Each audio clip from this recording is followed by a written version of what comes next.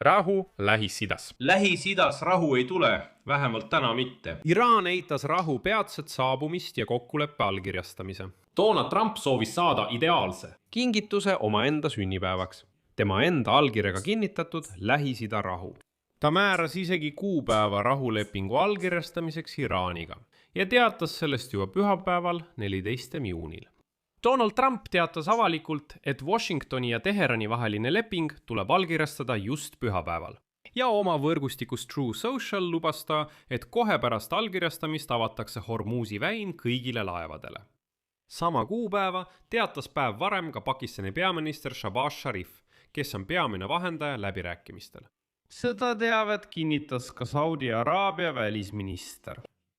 Kuid äkitselt teatavad Iraani ametnikud, et mingit lõplikku kokkulepet pole siiani saavutatud ja vaevalt see just täna allkirjastatakse. Nad ütlevad, et me ei anna sellist kingitust Donald Trumpi sünnipäevaks. Muide, tal on täna 80. sünnipäev. Ja siis ilmuvad äkki uued üksikasjad selle kohta, millele Teheran siis ikkagi nõustus. Teheran tuli jälle välja uue rahulepingu versiooniga ja see erineb taas sellest, mida meile rääkis Donald Trump. Üldiselt, lähme nüüd kohe asja kallale ja analüüsime kõike värskelt.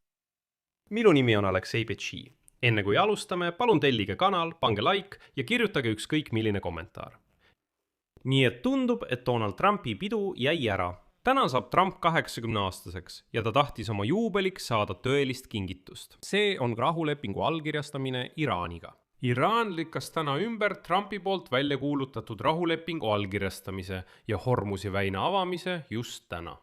Iraani välisministeeriumi esindaja Esmail Bagai ütles lakooniliselt, et allkirjastamist täna ei toimu, kuigi see võib juhtuda lähitulevikus.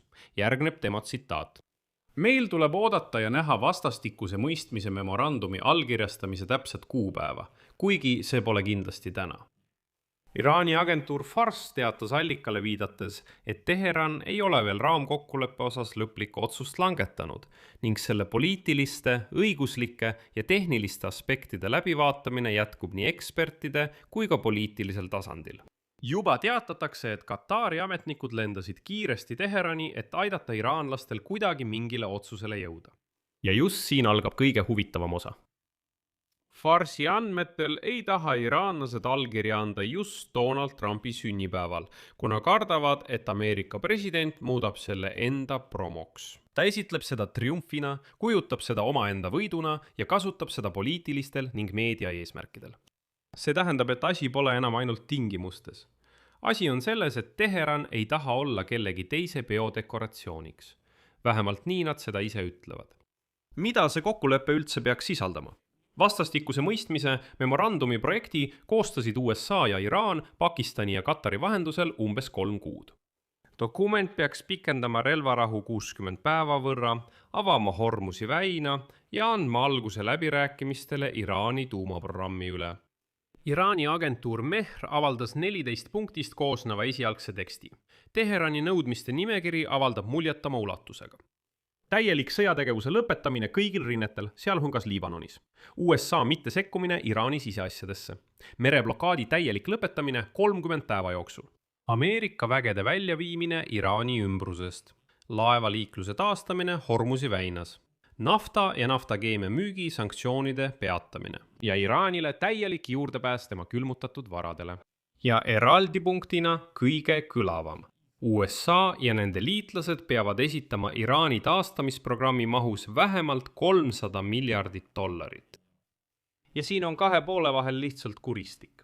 Trump eitab kategooriliselt, et Iraan saaks midagi sularahas. Ta rõhutab spetsiaalset kontrasti Obama 2015 aasta tuumaleppest.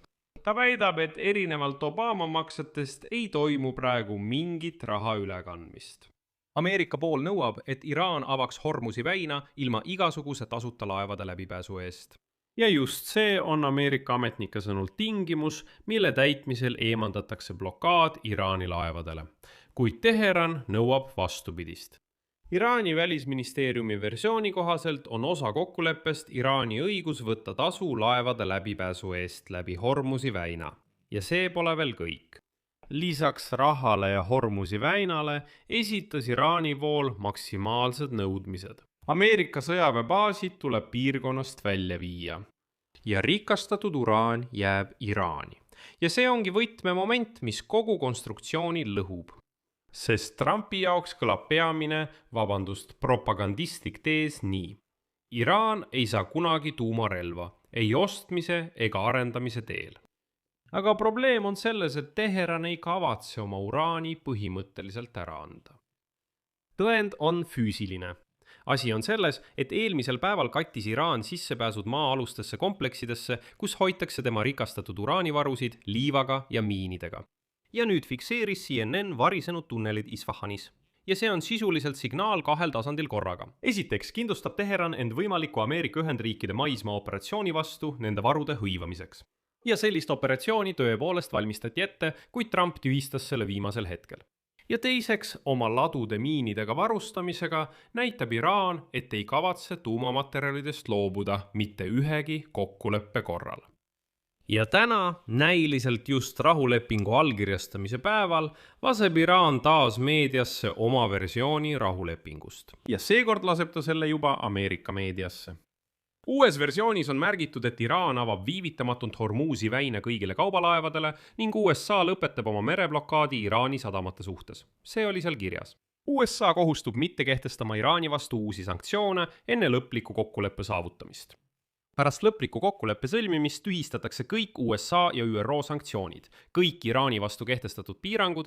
USA annab Iraanile ajutise vabastuse naftasanktsioonidest, mis võimaldab Teheranil müüa naftat ja saada tulu selle ekspordist juba enne kokkuleppe allkirjastamist. Ja nüüd kõige tähtsam. See, mida iraanlased praegu avalikustavad. USA nõustus vabastama $25 miljardit. Külmutatud Iraani varad, sealhulgas otsesed rahalised ülekanded, piirkondlike riikide koostöö ja finantskrediidiliinide pakkumine. Ja Washington koos oma piirkondlike liitlastega koostab Iraani taastamise ja arendamise plaani, mis lepitakse Teheraniga kokku. 60 päeva jooksul. Ja minimaalne nõue on $300 miljardit. Ja nüüd tuumaprogramm. Teheran nõustub mitte tootma ega omandama tuumarelva. Kuni lõpliku kokkuleppe sõlmimiseni säilitab Iraan oma tuumaprogrammi praeguse staatuse, hoidudes uraani edasisest rikastamisest ja tuumainfrastruktuuri laiendamisest. Ameerika Ühendriigid nõustuvad lubama Iraanil tulevase kõikehõlmava kokkuleppe raames lihtsalt lahendada oma kõrgelt rikastatud uraanivarusid Iraani territooriumil. Midagi ei viida kuhugi. Ei viida. Mis siis lõpuks? Lõpuks on Trump juba 38 korda, see pole nali, 38 korda lubanud sõlmida Iraaniga rahulepingu ja iga kord on kuupäev lihtsalt edasi lükkunud. Ja eile teatas ta, et 14. juunil, täpselt minu sünnipäeval, kui saan 80-aastaseks, kirjutame kindlasti virtuaalselt alla rahuleppele Iraaniga. Aga Islami revolutsiooni kaardivägi on juba otse kritiseerinud, nagu nad väljendasid, USA presidendi salajast järjekindlust seoses 14. juuniga. Nii et, nagu öeldakse, ootame. Siia panen 3 punkti. Teie arvamus, teie järeldused. Kirjutage traditsiooniliselt selle saate kommentaaridesse. Kui soovite toetada selle YouTube'i kanali tööd, saate seda teha mis tahes annetusega, kirjelduses toodud linkide ja rekvisiitide kaudu. Siin on nii Buy Me a Coffee, Patreon, lingid isegi krüptorahakottidele, pangarekvisiidid, üldiselt valige see, mis teile sobib. Olen tänulik igasuguse toetuse eest. Sellega on kõik. Hoolitsege enda eest. Kõigile head aega.